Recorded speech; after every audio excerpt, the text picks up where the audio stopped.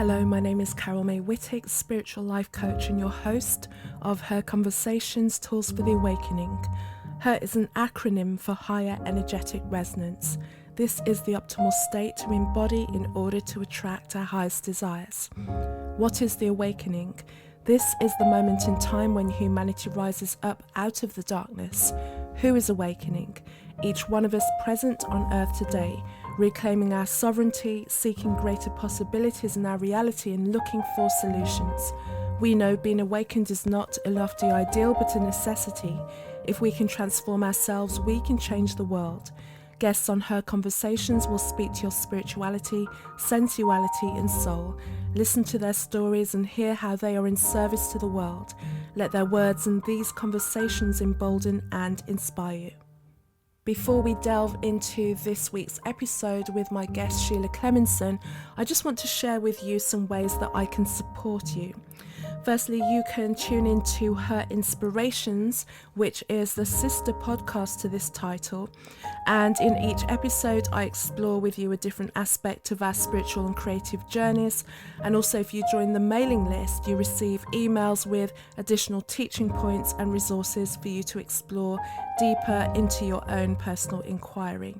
Or if you're someone who has always wanted to be heard in the world, whether that means your own podcast, social media, content, public speaking, or speaking up in your life, I've created Your Awakened Voice. This is my course using my holistic approach that acknowledges the intricate connection between your physical body, mind, and spirit.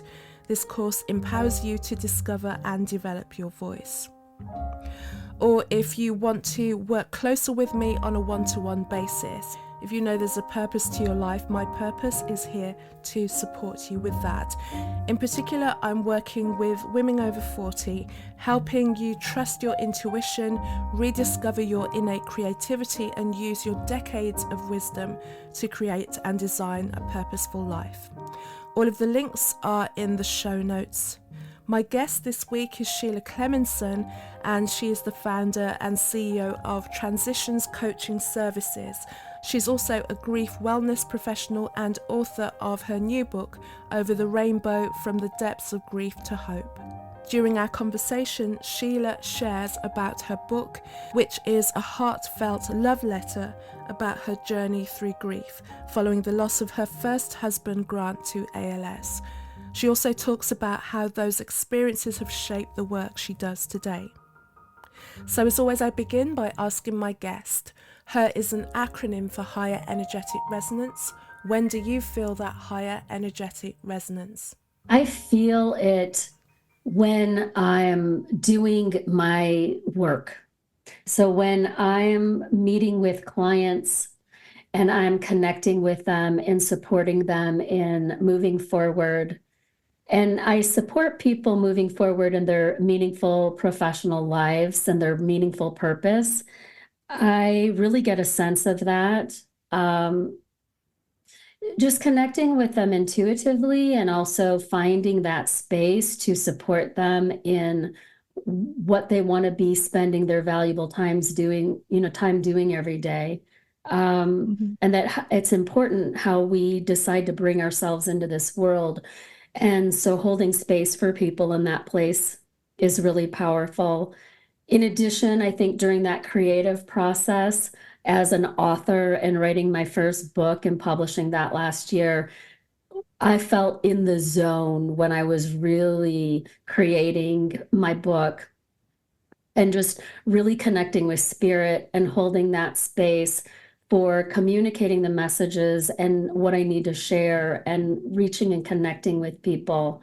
I really just go within to try to find that space. Other places are in nature, in particular, places that I love. The island of Kauai, where I lived for 6 years through a very difficult, challenging time. Kauai as an island is home to me. And it's home spiritually and soulfully, right? So I feel really in connection there as well. Thank you. Thank you for sharing.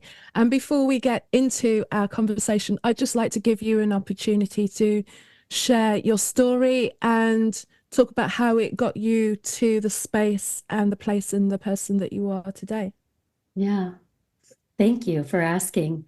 Everyone has their story, and it goes back sometimes as far back as the day you were born, right? My to put it in a shorter version, I think where there was some really profound event that happened for me was I had been dating a man who became just my soulmate, right? And in going through a long distance relationship, after like 2 years, we finally got together. We had got engaged. We bought a house. We were planning a wedding. I was 26. He was 32. And he was diagnosed with ALS, Lou Gehrig's disease. We were at a point where I needed to make the decision that I was moving forward and marrying him, knowing that he had a terminal illness. And I decided to walk that journey with him. I wasn't going anywhere. And making that commitment to someone and walking that journey with someone, it is a commitment. You don't know what is going to happen. You don't know what to expect. So I made that commitment to walk that journey with him. And that was a profound experience that most people don't have in their lifetime. And, or if they do, it's when they're significantly older than the age that we found ourselves. So going through this journey with Grant as his full-time caregiver for 4.5 years, we phased out professionally. He was in international sales. I was in human resources.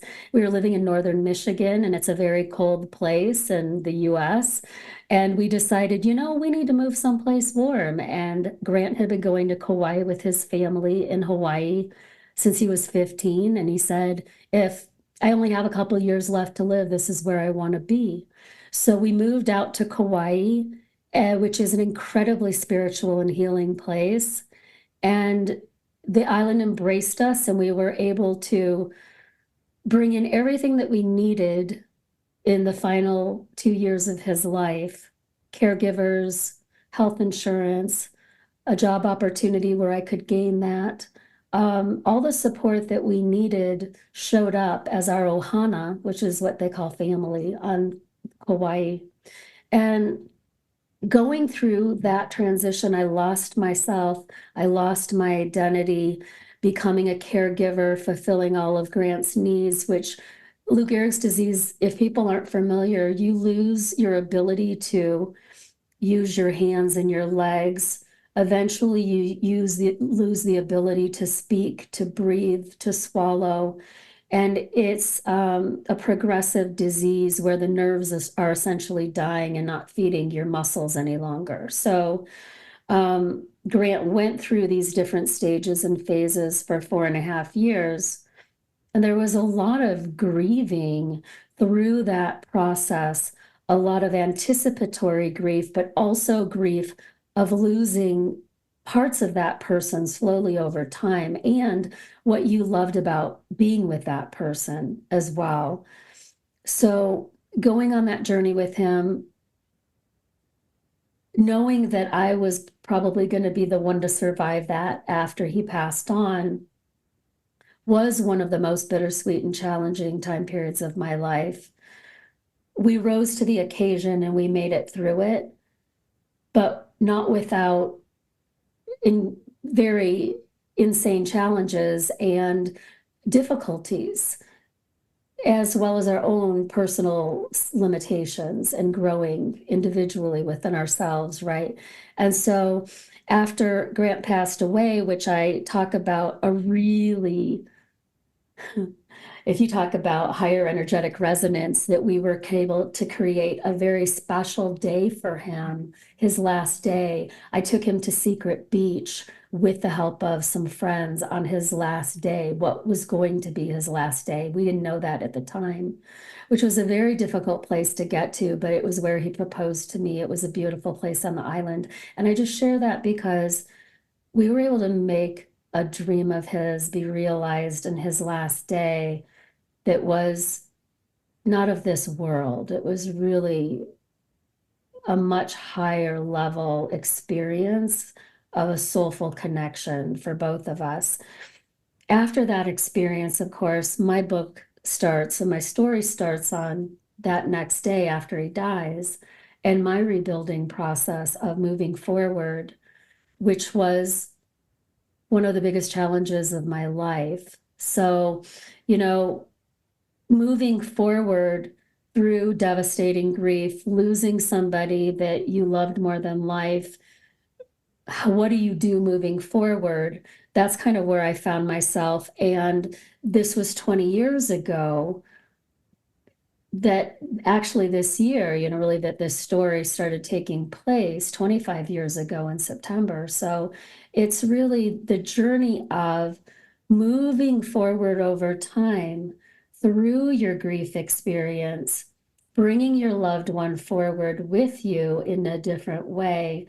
And how do we move forward when we've gone through an incredible experience as well as the loss of that? And rebuilding our life. And so that's really where I find talking with you today in terms of sharing experience and, being a testimony to people through my story of sharing hope and moving forward, and that you can rebuild your life and process the grief that's all, connected within all of that moving forward, and that you can, through very difficult and challenging situations, and not really moving through grief functionally. I had a lot of dysfunctional things that I was doing that, I've been able to connect with the resources and the tools and the therapists and the people to heal my own wounds and to move forward from there.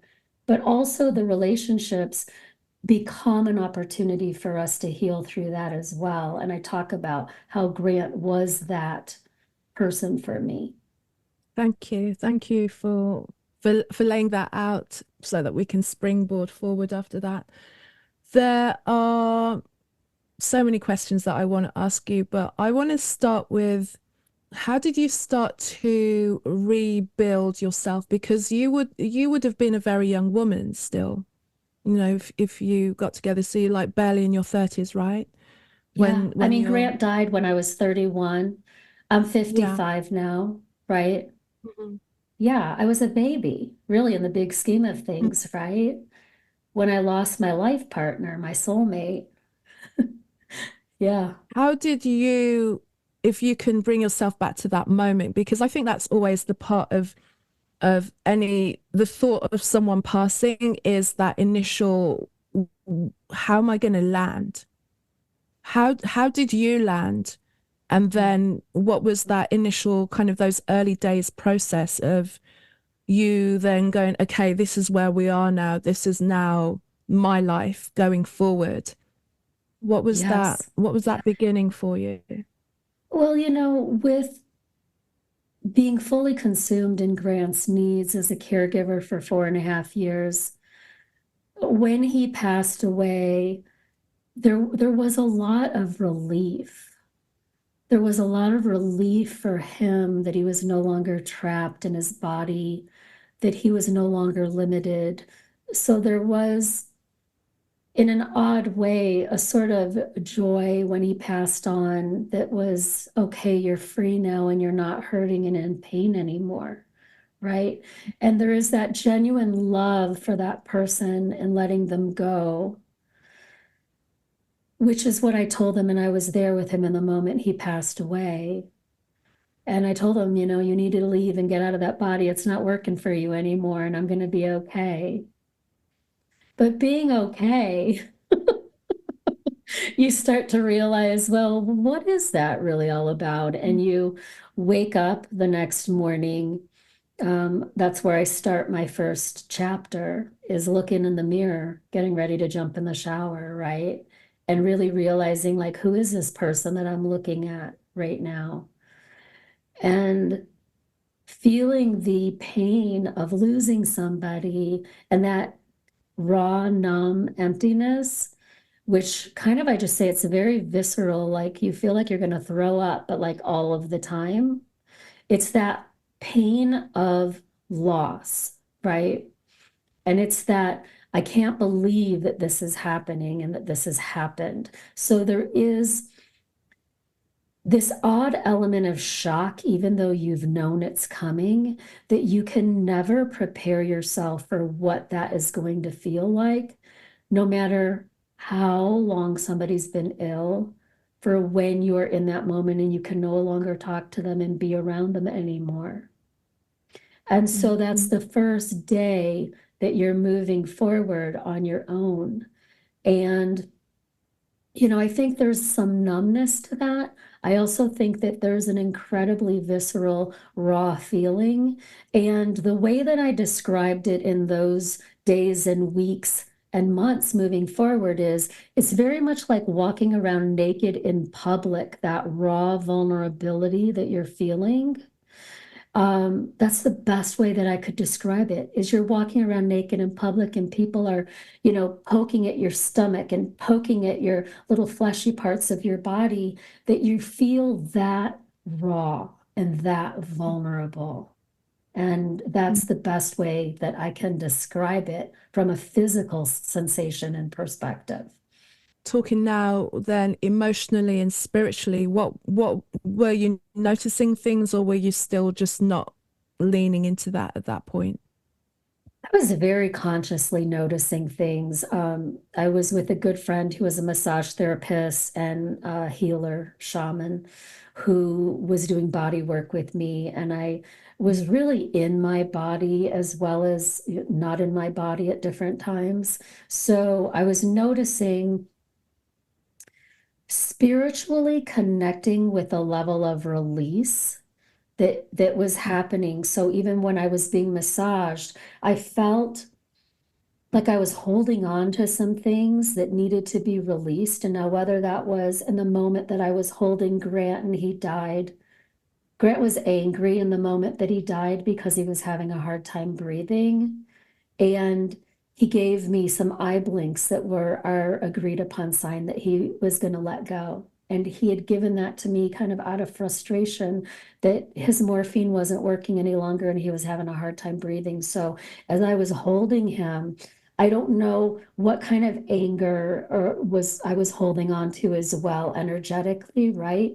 But I was holding on to a lot within my inner core energetically that was in the process of kind of being released when I had some body work and some massage. So I was very conscious of my body and what I was holding on to and what I needed to let go of. Fortunately, I don't know if I want to say I was smart enough. I was lucky enough to attract all these amazing healers and these people that just came in and just embraced me and took care of me, right? And they kind of held me in that place spiritually and soulfully in moving forward. So a very spiritual and soulful being. However, at the same time, I was abusing alcohol, I was numbing myself, I was doing different kinds of things that were not functional as well at the time. So I was an interesting mixture of a lot of different things, but always connected soulfully and with that higher purpose, whether you call it God or source or great spirit. Um, really connected on that level with what I was going through and really holding on to all of that for my dear life, really, for the most part, right? And then kind of moving through that, trusting that I was going to be taken care of. So moving to Kauai and building everything that we built, the island, Mother Kauai, like embraced us and nurtured us in the way that the community and the island and the people on the island came together and supported us.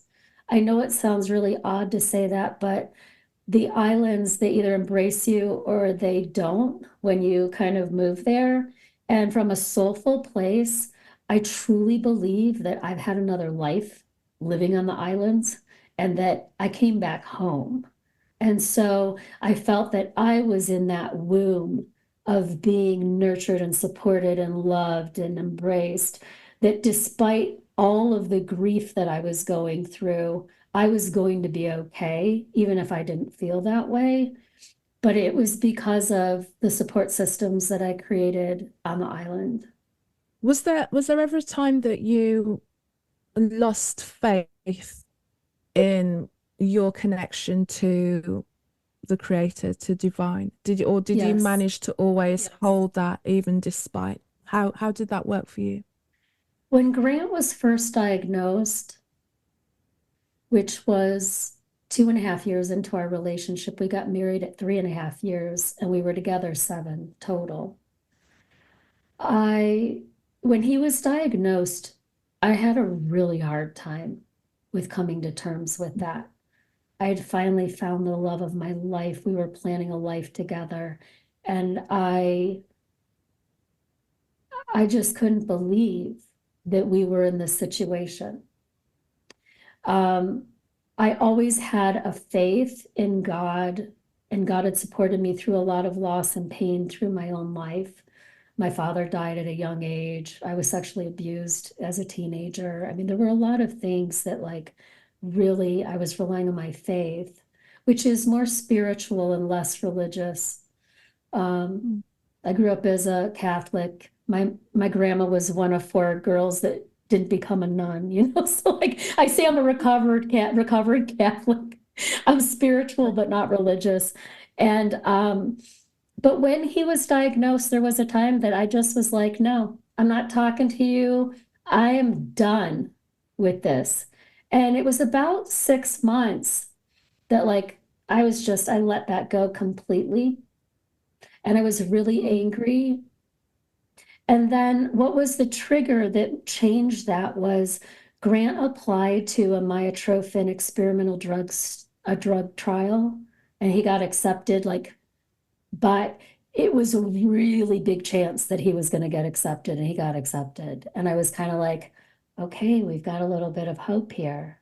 And then when I reconnected with that faith, I was held together by the hope that would come in terms of supporting him and staying healthy, being strong, moving forward, and possibly the chance that we could reverse what was happening, or that he was misdiagnosed, or maybe he would go into remission or something.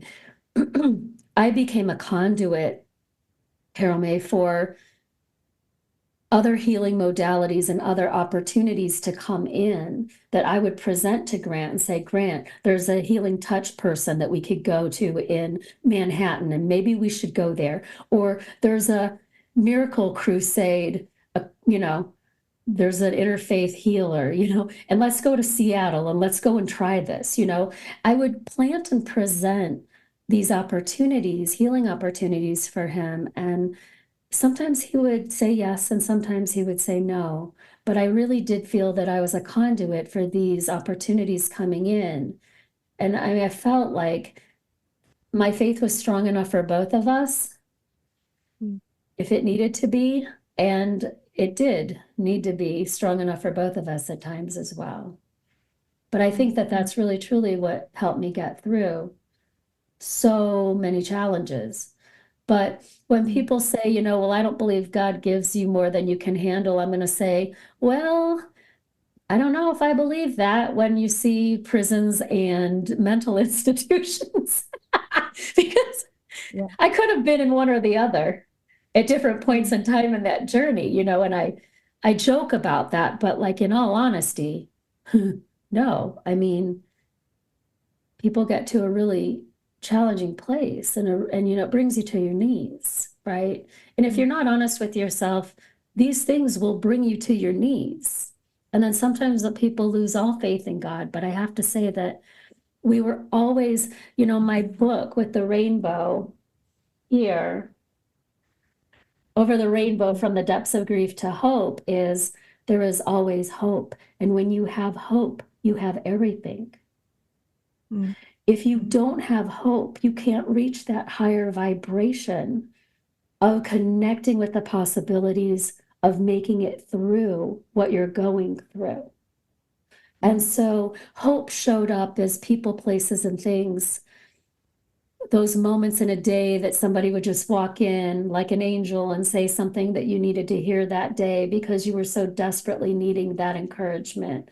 Or happenstance, oh, I get insurance through this part-time job. I'm making $8 an hour. But in Hawaii, when people work part-time, they get insurance too. And so we got insurance to cover everything that we were going through, although I was making just very little, right? I mean, there were all these little blessings that just would come in. And I think, having gratitude and holding on to those things was so powerful. And so, and they would just show up. And so that's where my faith was just reinforced and just remained strong, that I knew in the most difficult of situations, we were going to be taken care of. And we were. And sometimes I think that's why things get brought down to the nugget, like you say, taken down to your knees, because then you really then start to appreciate how simple your necessities are, and we often make things really big, like many reasons why people don't step away from a corporate situation, a high paying job, to really going into their purpose, even because they feel that they're being called to it, because they're thinking of all the things that they won't have. But then if you go back, if you get stripped down to the bare bones, and then all of your needs are taken care of, you realize how little you need. Like you said, you had a job that was giving you like $8, and yet it gave you all of the other things, that maybe if you had a more lucrative income, it would take up your time, and then you wouldn't have, so it's like you're seeing, like, I need that much money and that's getting us through, but then also this is coming in as well. And the idea of being in that having that hope keeps you open, or having, for me, it's having, or curiosity about things. As long as you're open to something coming through, then there's space for that. If you close down, then we decide our experience sometimes. And if you're like, there's nothing, then you've proclaimed it, there is nothing. And then you'll get to experience the nothing, but you going, I've got hope. So then there's space for all of that to come through, and really just see the simplicity of life really through Well, those moments, even though at the time you're like, oh, I don't want it to be like this. But yeah. yeah. Well, the interesting thing, Carol May, was like moving to Kauai, in this day and age, it's really expensive. At that time in 1997, they had just been through Hurricane Iniki in 1992. And we moved there 5 years later. That was a Category 5 hurricane, and the island was completely devastated. No deaths from that hurricane. The island was completely devastated, but the people and what they had gone through and taking care of one another was just amazing. So I moved to the island at a time when it was rebuilding. I was able to rent a 3-bedroom, 2-bath home for $500 a month. We were able to take some money out of Grant's retirement, which he was 6 years older than me. He had been really good about saving, as well as his father was helping us with bringing caregivers in and paying for them. My job became an escape for me. I worked at a resort clothing store at the Marriott. I was able to be with people on vacation in really good moods. And it was kind of a getaway for me, right? That I could be a little bit out of my world for a little bit and be someplace else. It did bring me our insurance. We were able to hire caregivers who, several of them are still my good friends 25 years later. And really, the island just embraced us in giving us everything that we needed. And it continued to even after Grant died. So, I mean, I just share that from that perspective, that you don't need a lot to live on that island, flip-flops, sarongs, a bathing suit, a crappy car. I mean, nobody, if you ask people what they do on the island, they're like, I surf, I hike. You're like, no, what do you do professionally? Well, I work 3 jobs just to live here. I'm a bartender. I do this. I teach surfing lessons, and I do this. So it's really a different mindset, right? And so in taking an early retirement, we were able to tap into that. And it's about who you are, not what you do. And that is so incredibly refreshing. And so I kind of had that big picture living in Kauai, right? It wasn't about what you did professionally. It was about who you were and how you show up for people. And so I saw this big picture that when suddenly I decided to move back to the mainland, and I call it mainland mentality, which is just keeping up with the Joneses and having the really nice car and having the really great job and all these things. Yes, there are extremely wealthy people who live in Hawaii who have all of that, and they've created all of that. And um, I think that there's those class differences that you really see in Hawaii versus the indigenous people who live there and the locals. But seeing the big picture of what's really important, when you have your health, you have everything. When you have love in your life, you have everything. So I was rich in so many ways. While I was the poorest I've probably ever been in my life. And, so I think that that's fascinating to me, that, you have that big picture. And then as you're moving forward, you have to remember those things, right? You have to remember those things because world and life and the way that we live it starts getting in the way of that. So how did you cope with that transition?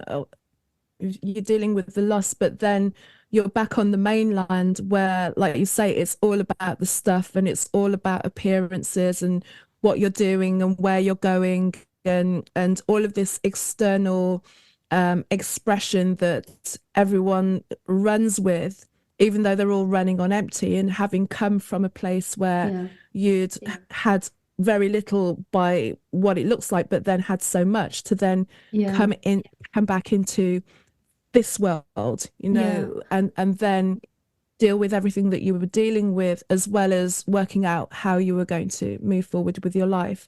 How did you not, or did you experience, resentment? Because you're like, where's everyone's heart and that? How did you stay real within that? I connected with professions that I could be real. I got my hospice volunteer certification through Kauai Hospice before I left. The island got really quiet. And what I started to realize is there was a point in time, Carol May, I started a Healing Palms of Kauai grief and caregiver retreat business when I lived on the island. It was a nonprofit, and then I made it a business. I had a home where I rented my rooms out to people who were in different stages of needing some healing and support.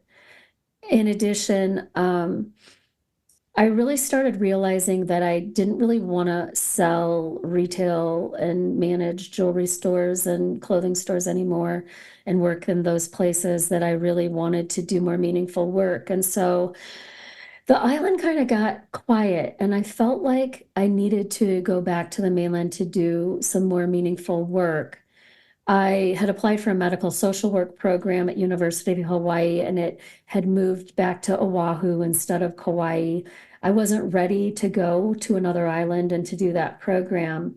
But what did open for me is my mom was starting a Visiting Angels Home Care for Seniors franchise in Santa Fe, New Mexico, and she needed a right arm to help her build this business. Because I was a caregiver, my background's HR, I did recruiting, I did training of our caregivers. I was kind of like the perfect person to come in as her right arm. And so I joined her with her business, and I helped hire caregivers. We had some clients with ALS. I was training them to take care of them. We did have hospice clients that came in under her nursing license that we were taking care of. And so I was a part of a bigger purpose in coming back to the mainland, as well as I was in a place to do some healing work on our relationship together. I started taking coaching training courses up in Denver, and I fell in love with Denver, as well as one of my friend's brothers, which that didn't last, but that's a whole other thing. Um, and I decided to move up to Denver and rebuild my life up here. And so I decided to get a grief recovery certification, and I started to build a business doing grief wellness coaching, helping people rebuild their lives after their partners had died. And I started writing my first, I call it my shitty first book, because that was the one that I started writing, processing my grief, throwing up basically all over 400 pages and having it edited. And that was my emotional processing book that I needed to do before 20 years later I could write this one for other people. And I was healing through alcohol addiction and drinking. I'm now 18 years sober, but at the time I was numbing myself with alcohol and relationships with men and inappropriately sleeping with people and doing different things that was not serving me, but was working against me taking care of myself. I needed to walk that journey kind of through the beginning stages of my process. But professionally, I was always connected with my purpose. So I guess you could say I was a functional alcoholic. That's the best way to put it. I was a party girl alcoholic. But in my work and in my purpose, I was always grounded. And so that's what kept me grounded, was having my feet in to what was really important about moving forward. Mm. In 2008, the economy tanked, and then I ended up realizing I needed to get a regular job again. So I went back in human resources, but I went back through a hospital, Boulder Community Health, which was a hospital system. And so I was still recruiting and hiring, people who are caring for people when they're sick, and taking care of caregivers, in all different shapes and sizes. So I felt like I had this line coming through of passionate purpose in terms of supporting people who had deeper needs health-wise and through their healing process. And it's kind of led me back to writing this book, doing what I'm doing today, and helping people connect with their meaningful, purposeful work. And, Mm. that really has been made all the difference in the world, because once people have gone through something traumatic, they're like, think about COVID, think about the pandemic. I can no longer do this anymore. My heart is not in this. I need something bigger. I need something more. I'm not doing this job anymore. I'm not going to be married to this person anymore. I'm not living here anymore. I'm finding a new life. And, I have to say, building my business and starting that in 2018 before the pandemic, I would have never thought that building a career coaching business through a pandemic would have been the best thing to do because everyone had money and they're like nowhere to go and nothing to do, but they're like, I'm planning for something else. And so, Right. yeah, I mean, that's a long-winded, but that's kind of like what has kept me connected to what really matters in this world. In addition Mm. to bringing amazing people into my life, once I did my own healing work and bringing an incredible husband who was a partner before that, of 6 years, and then he became my husband, who's a retired firefighter EMT, who really had the big picture set out before him as well. Um, Mm. just really surrounding myself by people who live in that space. That's really Mm. what has kept me grounded. Great. Thank you for that. I want to speak to you about creativity, and because that's kind of creativity and spirituality are like my two passions in life. And what I love is that I get to do this. I'm laughing because it just seems like it's like the most obvious thing. I've always lent into creativity, like whether it's writing, singing, playing music, doing anything, dressing, it's always kind of eked into different parts of my life. And then now as well, creating the podcast, creating coaching Yes. packages, courses, talks. I was kind of like off on a talk last week, writing a book as well. So I know what, for me, I always say that creativity is spirituality, because I knew from a very young age that my creativity was my connection. Because after a while, especially when I was like writing songs and things, I'm like, where's all this coming from? And then I realized, well, it's outside of me, and maybe I didn't name it as spirituality, but now I trusted, that I could be in the middle of anywhere and have a voice come through, or an idea, or be in the show. It just come at the most inopportune moment, but I trusted it, because then if I followed through, then I would then have something that I could show or play or use as a result of following this through. And that was just like the magic and the alchemy of it. And it's just been my greatest joy, and will be till the end of my days. It And is I magic just and want to hear, alchemy.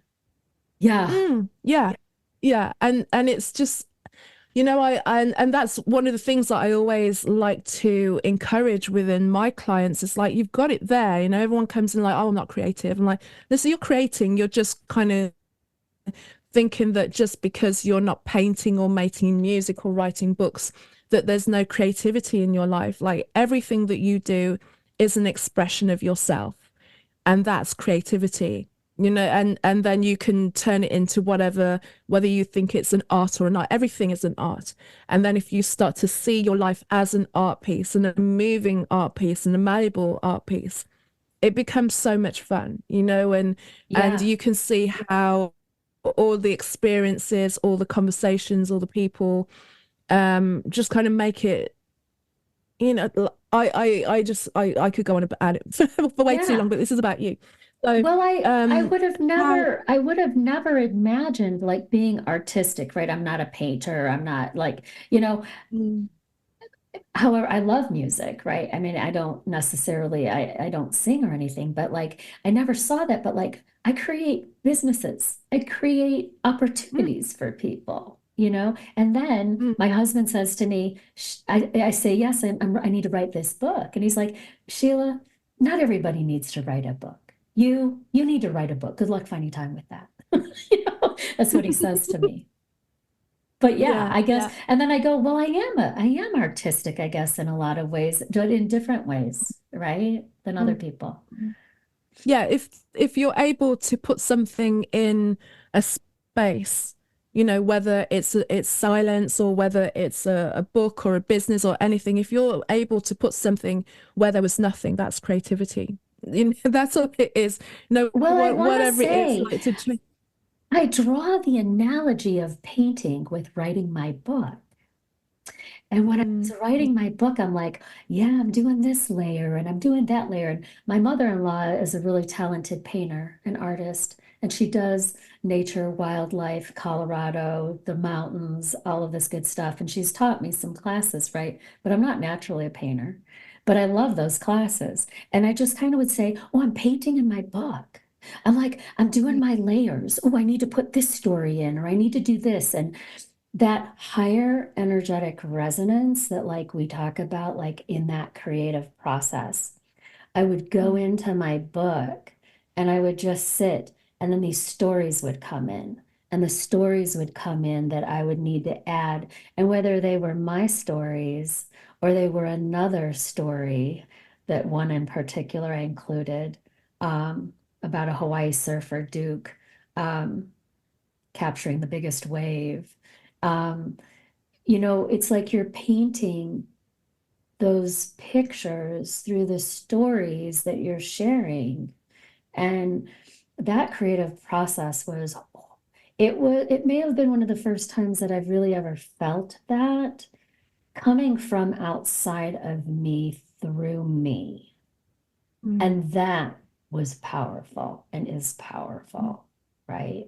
Yeah, it's one of my most funnest states to be in, when ideas are coming, like, be that, or even if I get woken up in the middle of the night, it's just like, what, That's we're when going they to do come this now. in.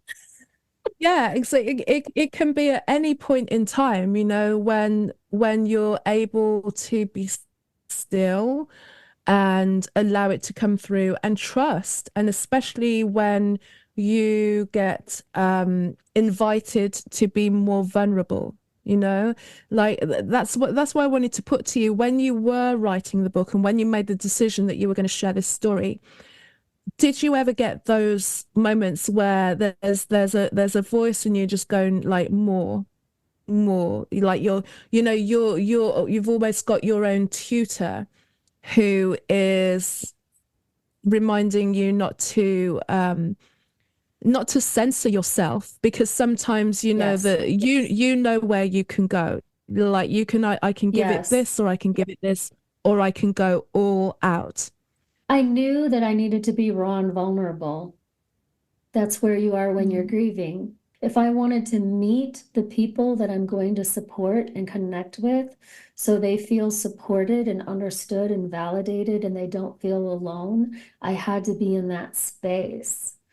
And so that's what people are telling me about my book. It's raw, it's vulnerable. I wrote the mm, things in the book that needed to be written and needed to be said, but I had to work through that.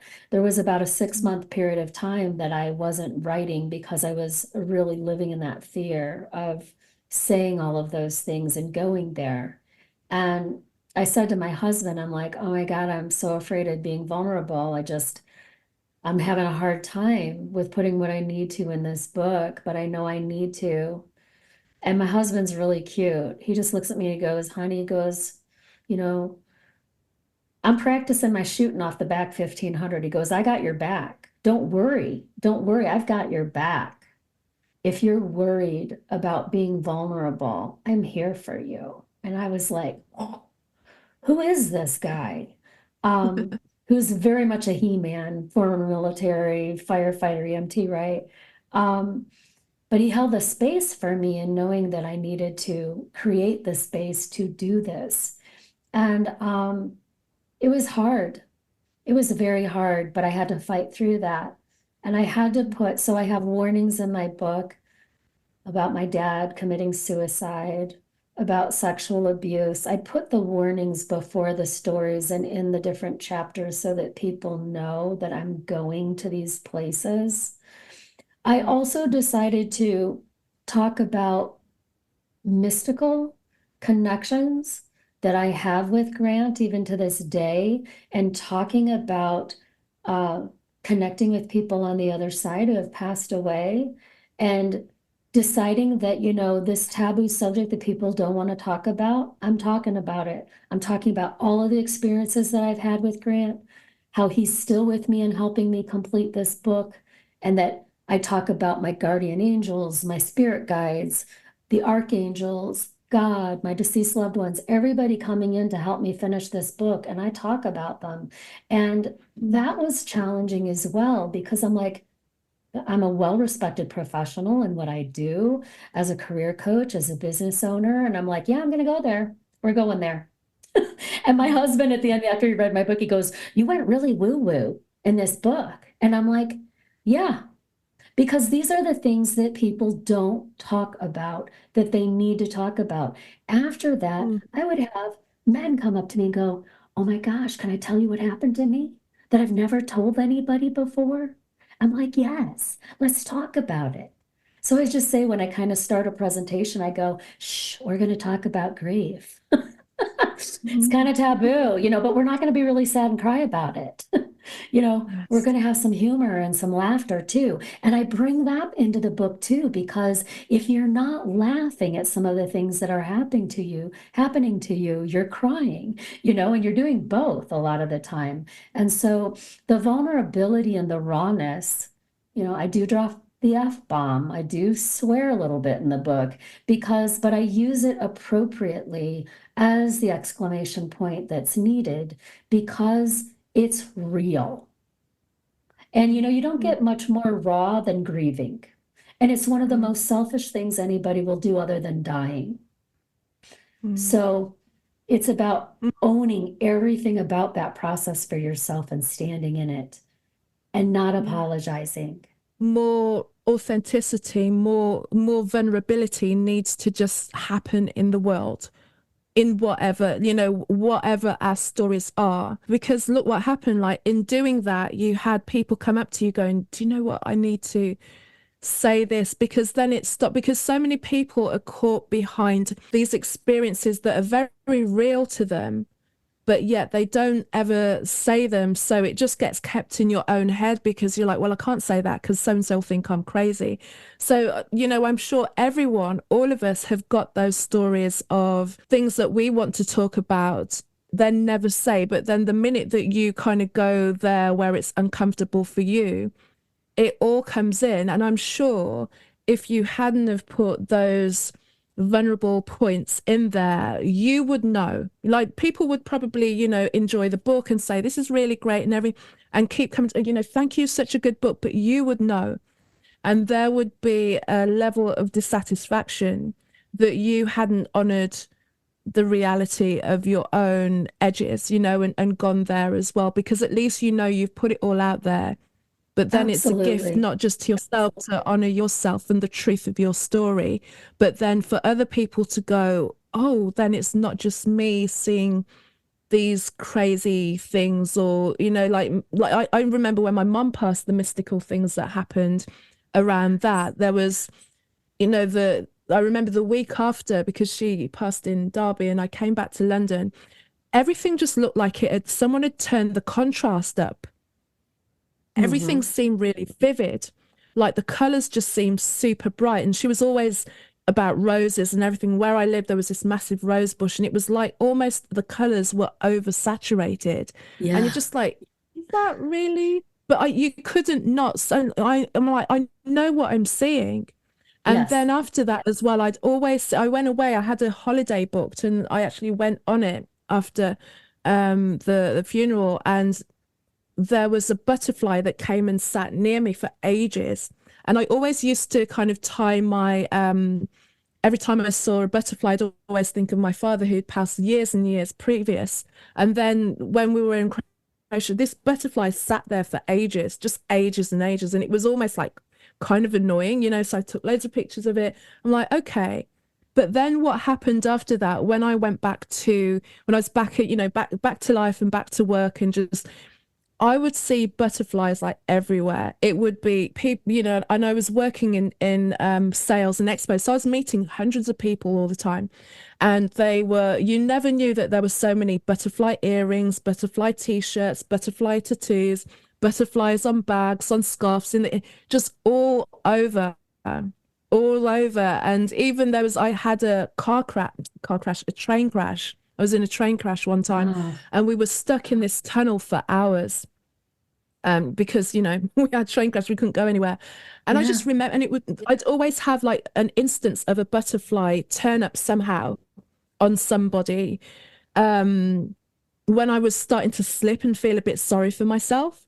So I was sitting on this train, and like the heating had gone down as well now, and it was dark in this tunnel. I'm just like, well, like just about to slide, and this woman strolled past in the aisle, like pulling this suitcase that just had rows and rows, like literally couldn't have any more butterflies on it, and it would just be, they'd keep turning up everywhere, like you'd be like, this is ridiculous. Like, how many people really have got butterfly tattoos or Yeah. earrings or Yeah. necklaces or on their hat, or it would just be there. And I knew, until there came a point where I'm just like, okay, get the message now, like, it's fine. Just you It's can like, chill hello, for a did you little get bit. this? Yeah. So it's stories, stories like that, of like saying all the mystical and magical that I'm sure everyone sees, but they're like, is it? But the truth is that it is. Those Yeah, signs are there all the time, and just showing you that there's not really much between us, really, absolutely. in terms of, Absolutely. yeah. And I love that. And I love our Mm, connection with that. And I love that we're able to get those signs and pay attention to them and acknowledge them and say, yes, I see you. I see it. mhm, And, mm, you know, yeah, I have so many stories that I share in my book up until from the beginning to the very end, of how Grant would communicate with me and still stay in touch with me. And from phone calls to pennies to talking with psychic mediums and them sharing things that there's no way on earth they would know, to songs that he sends me on the radio constantly. And there's certain songs and they show up at different times, and so many things, dreams that we have, chance encounters, experiences that we have, and paying attention to them is important. Right. And Yeah. it becomes its own language that helps support us in moving forward if we let it. Yeah. Yeah. Beautiful. So it's been such a great conversation with you as well. Just before we wrap up, can you just tell a little bit about your book and how you're supporting people and how people can find you? Yeah, so my book's available on Amazon. It's Over the Rainbow: From the Depths of Grief to Hope. Um, there's a companion journal that goes with it. There's also my website, SheilaClemenson.com. And I've created an experience for people to help them process and move forward through their grief. It's to be used kind of in conjunction with a therapist support group. So I'm not trying to be a therapist, but getting a good therapist to work through a lot of this is important. However, the book it's a beautiful story, and it really is about love. And it's about moving forward, loving big. When you love big, you're also grieving, and it's about moving forward. So very thoughtful stories. Yes, you will cry and you will laugh because I use humor in a good way. I think I kind of have used my coaching to take people down into the grief pit, but take you back up. So I'm not going to leave you down there in the grief pit. But it's really a book to meet people in knowing that they're not alone and that they can be supported. They can share some experiences that might be similar to mine, that might not be similar to mine, and it might open their mind in some different ways, but it will hopefully connect with people in that space in a way that's very raw, vulnerable, and real. And that is the gift that I want to offer to people. Perfect. And just remind us again of your website, Sheila. My website is Sheila, Sheila, Clemenson.com. And I know you'll have that in the notes. I also have transitionscoachingservices.com is where I do a lot of my transitional career coaching work. And I do work internationally with people. And yeah, those are two places you can find me. Perfect. Thank you. Thank you so much for the conversation and sharing your story today. I've enjoyed my time with you. It's gone incredibly fast, and you're a bright light in this world, and we need you. Thank you, Sheila, for sharing your story with me today, and thank you for listening. Find out more about me on my website, that's carolmaywhittick.com, CarolmaeWhittick.com. Find me, Carol May Whittick, on Facebook and LinkedIn, or Casmic, CAZMICK, on Instagram. Until the next episode, take care of yourself. Bye.